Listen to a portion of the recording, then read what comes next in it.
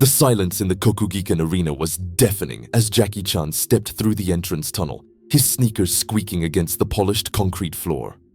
It was March 15th, 1985, and the legendary Sumo Stadium in Tokyo's Sumida district felt like a cathedral of ancient combat traditions. The afternoon sun streamed through the high windows, casting long shadows across the sacred clay circle where titans had clashed for centuries. Jackie had come to Japan to film a documentary about traditional martial arts, but what started as a simple cultural exploration was about to become one of the most humbling experiences of his career. The 29-year-old action star had conquered Hollywood with his death-defying stunts and lightning-fast kung fu, but nothing in his extensive martial arts background had prepared him for what awaited in that hallowed ring. The smell of clay and sweat hung heavy in the air as Jackie's guide, Tanaka-san, led him deeper into the arena. Their footsteps echoed through the empty corridors lined with photographs of legendary rikishi, the professional sumo wrestlers whose massive frames seemed to watch them pass with stoic intensity. Jackie had requested to meet with active wrestlers to better understand their training methods, but Tanaka-san had been mysteriously vague about the arrangements. "Chan-san," Tanaka-san said in careful English, his voice carrying an undertone of concern. "Perhaps we should discuss what you expect from this meeting. Sumo is not like the martial arts you know." Jackie waved off the concern with characteristic confidence. "I've studied many fighting styles, Tanaka-san.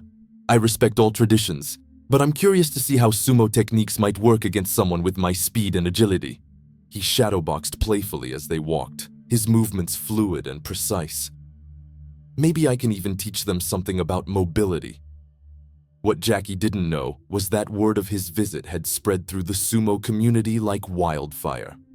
The wrestlers had watched his films, seen him defeat dozens of opponents with acrobatic grace, and they were eager to demonstrate that their ancient art was far more formidable than Hollywood had portrayed.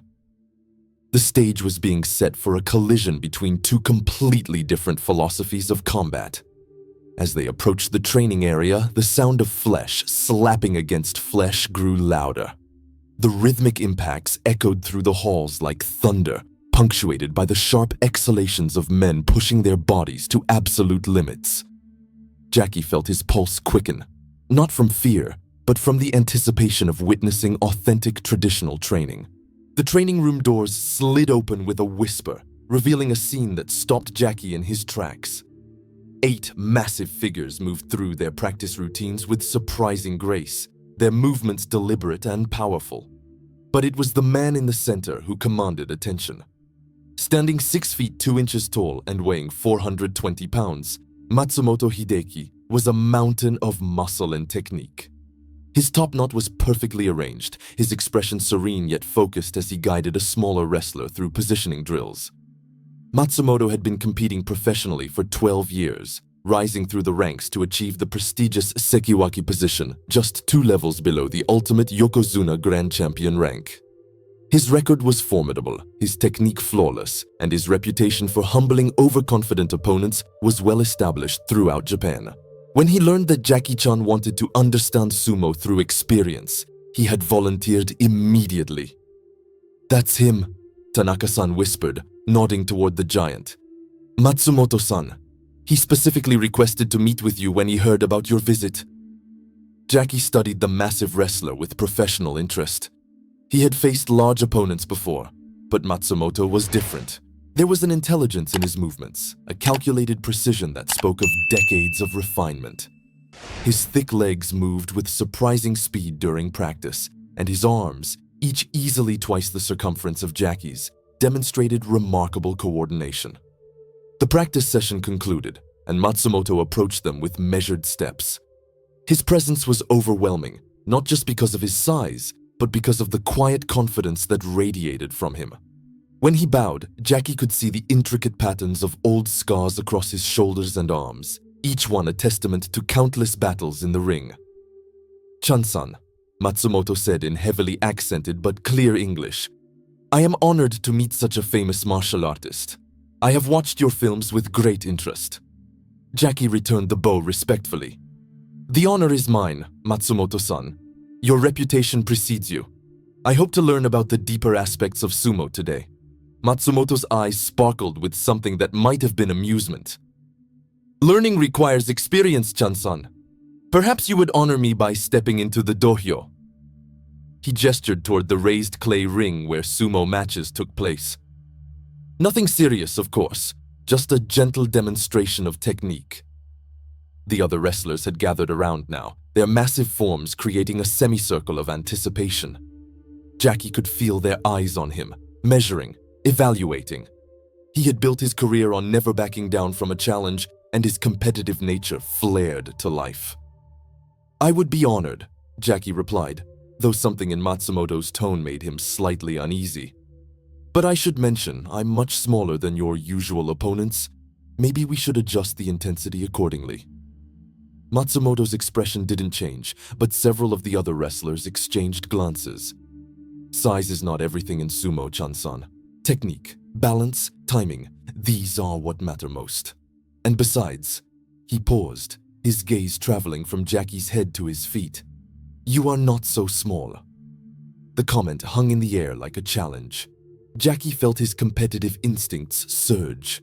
He had spent his entire career being underestimated because of his size, proving again and again that speed and skill could overcome raw power. This would be no different. They moved toward the dohyo, and Jackie began to understand the sacred nature of what was about to happen. The clay circle was raised about 2 feet off the ground, its surface meticulously maintained and blessed, according to ancient Shinto traditions. Rice straw bales marked the boundaries, and the very air around it seemed charged with the spiritual energy of countless battles. Matsumoto stepped into the ring first, his feet finding perfect placement on the clay surface. He moved to the center and assumed a ready position, his massive frame somehow appearing even larger within the confines of the circle. Jackie followed, immediately feeling the unique texture of the clay beneath his feet. It was neither soft nor hard, but something in between that would require complete readjustment of his usual footwork. The rules are simple, Matsumoto explained, his voice carrying clearly despite its soft tone. Victory comes by forcing your opponent out of the circle or making any part of their body except their feet touch the ground. No striking, no grappling techniques from other arts. Only sumo. Jackie nodded, though he was already calculating how his speed advantage might translate to this new environment. He had faced wrestlers before, using his mobility to avoid their power and find openings for counterattacks. This couldn't be much different, despite the unfamiliar rules. They moved to opposite sides of the circle and crouched into the traditional starting position. Jackie tried to mirror Matsumoto's stance, but immediately felt awkward and unbalanced. His legs, conditioned for kicks and acrobatic movements, trembled slightly as he attempted to maintain the low, wide position that felt completely foreign to his muscle memory. Matsumoto, meanwhile, settled into his stance with the ease of decades of practice. His breathing was deep and controlled. His eyes focused not on Jackie's face, but on his entire body, reading posture and tension with the expertise of a master tactician. He could see immediately that his opponent, despite his martial arts background, was completely unprepared for what was about to happen. The traditional pre-match ritual began, with both men placing their fists on the clay and staring across the small distance that separated them. Jackie could feel sweat beginning to form on his palms despite the cool air in the arena. Matsumoto's presence seemed to fill the entire ring, his calm confidence creating an almost hypnotic effect. When you are ready, Chan-san, Matsumoto said quietly. Jackie took a deep breath, coiling his muscles for explosive movement. His plan was simple. Use his speed to get around Matsumoto's bulk, perhaps grab him from behind or use his momentum against him. He had successfully applied similar tactics against larger opponents countless times. The moment arrived with sudden intensity. Jackie exploded forward, his body moving with the lightning reflexes that had made him famous. He aimed to slip past Matsumoto's left side, planning to use his superior mobility to gain position for a technique that would send the big man tumbling. But Matsumoto had been waiting for exactly this approach. As Jackie committed to his movement, the sumo wrestler's massive right arm swept across in a motion so fluid it seemed choreographed. His hand, large enough to palm a basketball, caught Jackie squarely in the chest with the force of a sledgehammer. The impact was unlike anything Jackie had ever experienced. It wasn't just the power, though, that was considerable.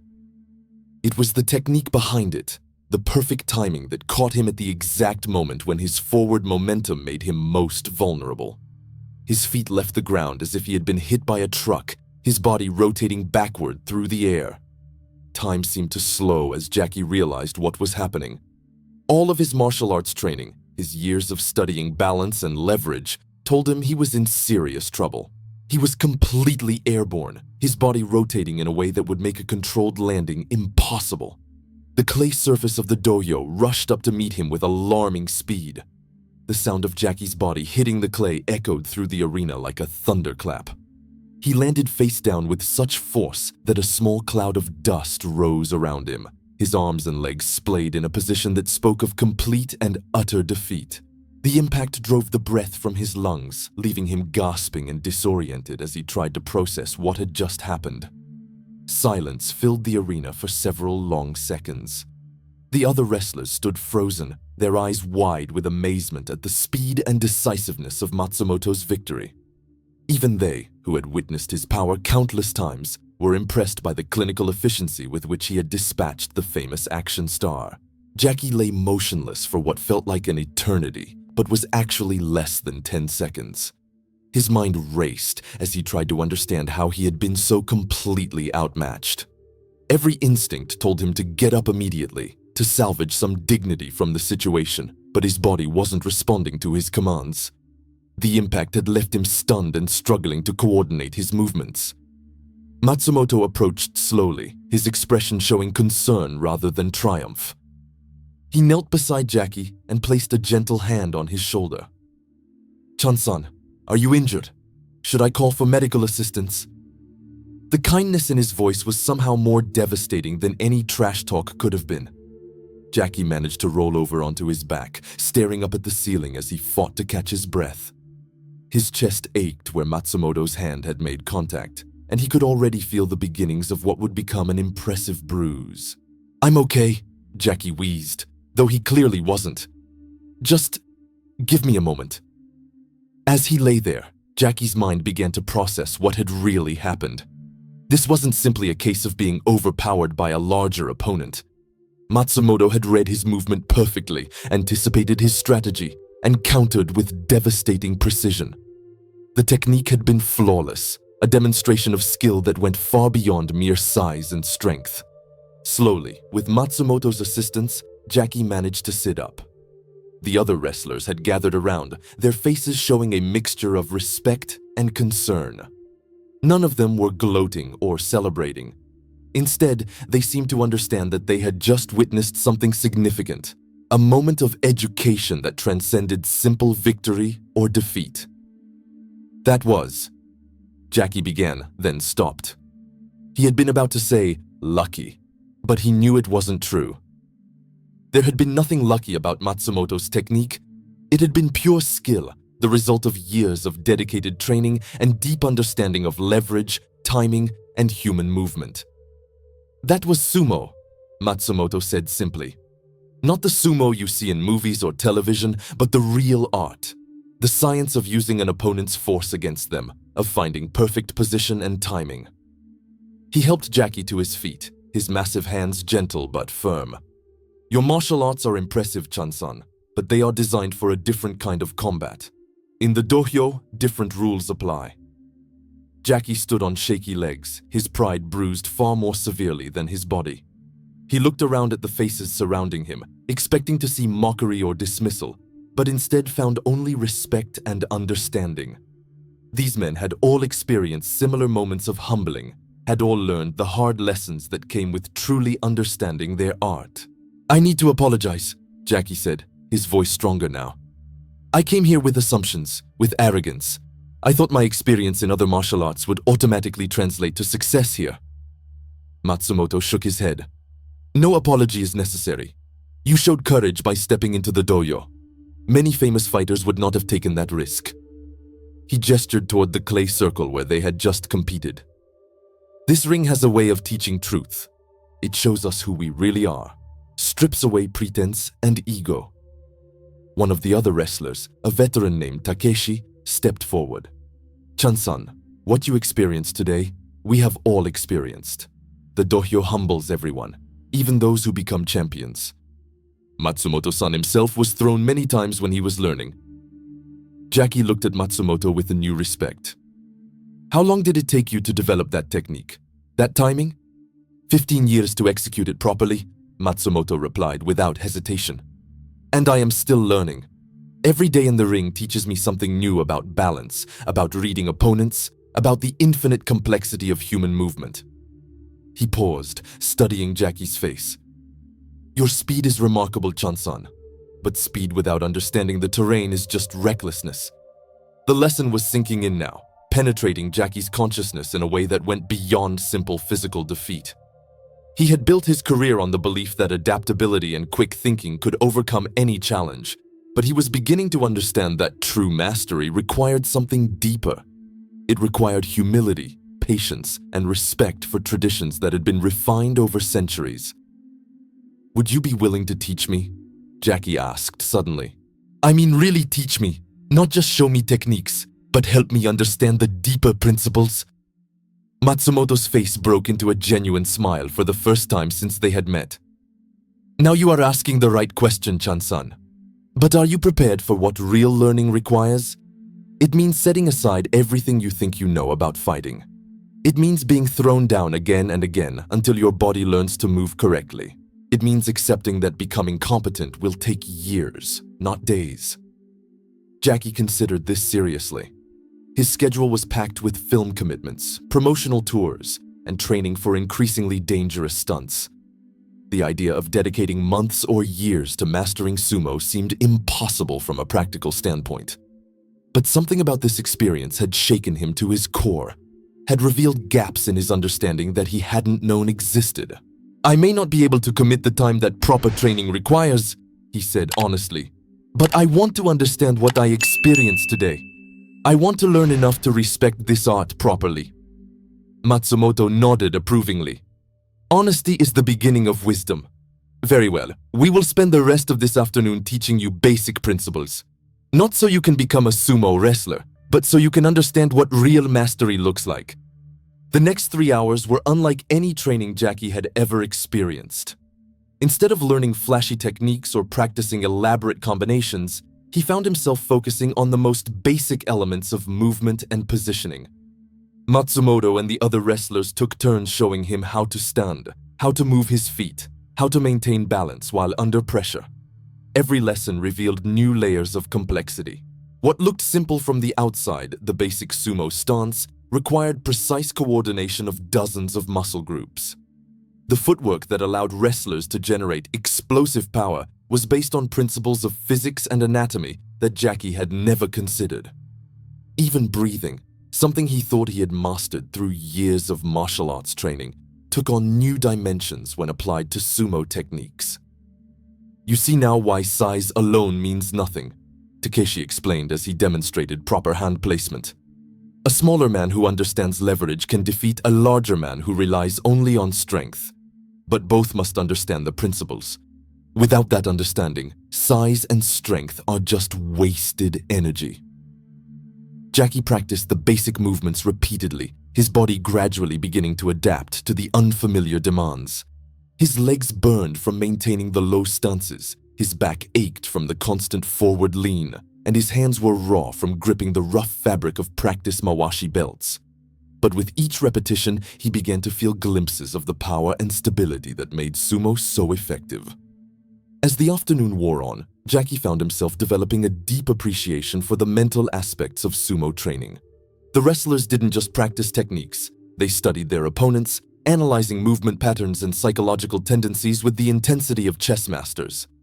Every match was a complex puzzle of timing, positioning, and strategy that went far beyond simple physical confrontation. In sumo, Matsumoto explained during a break, we say that the match is won before it begins. Victory comes from understanding your opponent better than he understands himself. Physical technique is just the expression of mental preparation. This concept resonated deeply with Jackie. In his film work, he had always prided himself on preparation and planning, choreographing fight scenes with meticulous attention to detail. But he was beginning to understand that he had been approaching real combat with a fundamentally different mindset, relying on improvisation and adaptability rather than the deeper strategic thinking that sumo required. As the training session neared its end, Matsumoto offered Jackie one final lesson. "Would you like to step into the dohyo again, Chan-san? Not to compete, but to feel the difference in your understanding." Jackie hesitated for a moment, remembering the humbling experience of his first encounter. But his curiosity overcame his apprehension. "Yes, I think I would like that." This time, as they took their positions in the ring, Jackie felt a completely different energy. He wasn't planning to win or even to perform well. Instead, he focused on applying the principles he had learned, on maintaining proper posture and balance, on reading Matsumoto's positioning and intentions. When they engaged, the result was still decisive in Matsumoto's favor, but the quality of the exchange was entirely different. Jackie managed to maintain his footing for several seconds, actually forcing Matsumoto to adjust his position and use a more complex technique to achieve victory. When he was finally thrown, it was with a clean shoulder throw that left him landing safely rather than crashing face first into the clay.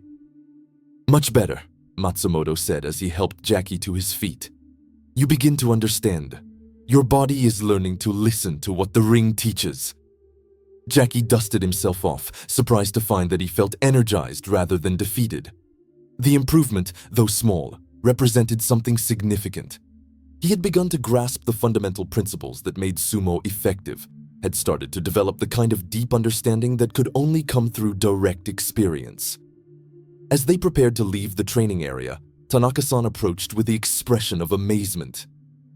"Chan-san, I must tell you, what happened here today is quite remarkable. Matsumoto-san rarely offers extended training to visitors, especially foreign martial artists. He must see something special in your attitude." Jackie looked back at the massive wrestler who was now leading the other men through cool-down exercises. "I think he saw someone who needed to learn humility," he said quietly. "Someone who had confused confidence with understanding."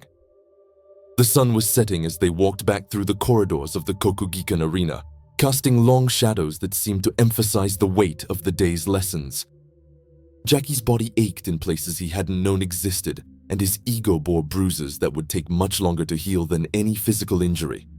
But he also carried with him a new understanding of what true martial arts mastery looked like. "Matsumoto-san," Jackie called out as they reached the exit. "Thank you for the lesson. All of the lessons." The big man turned and bowed deeply. "Thank you for receiving them with an open heart, Chan-san. That is rarer than you might think."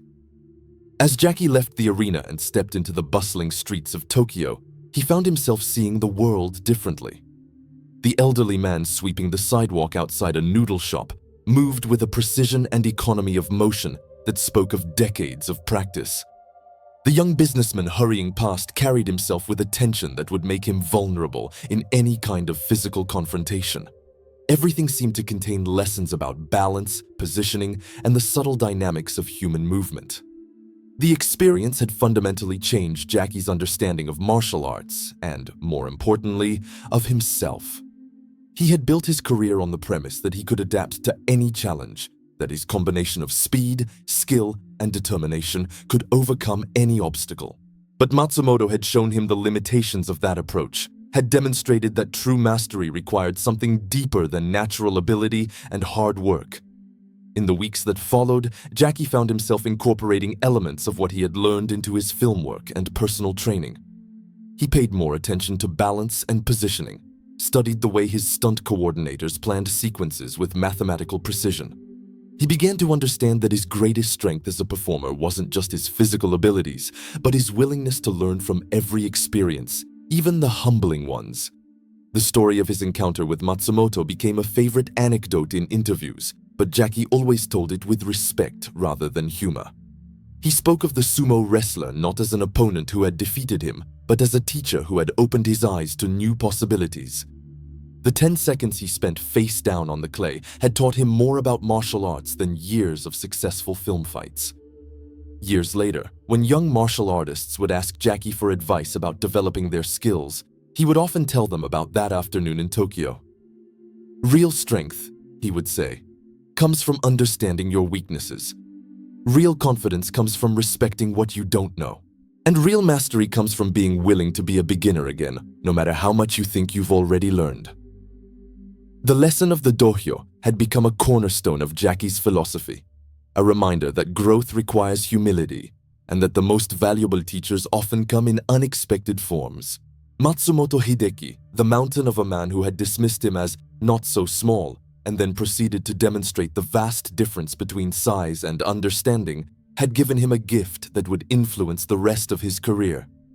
In the end, those 10 seconds face down on the clay had been worth more than 100 victories in choreographed fight scenes. They had taught Jackie Chan that true martial arts mastery wasn't about defeating opponents, but about understanding yourself, respecting traditions, and remaining forever humble in the face of all there was yet to learn.